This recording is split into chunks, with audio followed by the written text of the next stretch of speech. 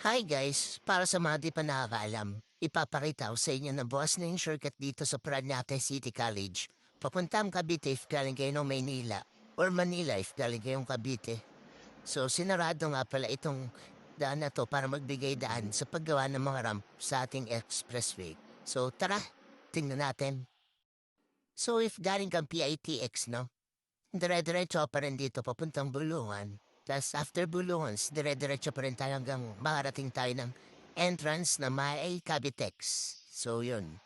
Yung di Pinlano kasi pag di mo na alam pero exciting naman exciting yeah sumabay lang sikat na ng bahala oras na subukan ang di ba nagagawa minsan lang kaya magpakaligaya mag-enjoy magsaya walang mawawala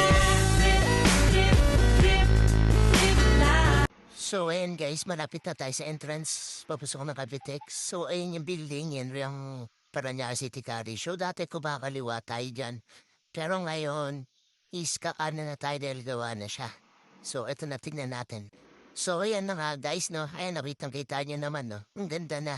So para sa mga hindi nakakalam or di nakaabot, dati is rough road to talagang as in lupa talaga. So ngayon is inayos na siya. Sinabay nila nung inayos nila yung mga rampa para sa ating mga expressway.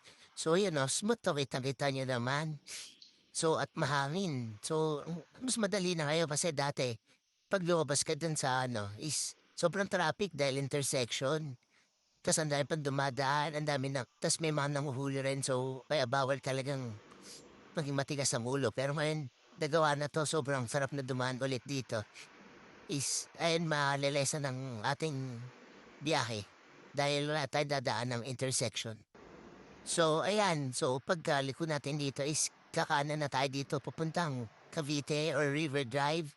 If galing ka naman Cavite is kakaliwa ka lang dito imbis na kumanan. So, yun guys, no? Kung sa ulitin, bye!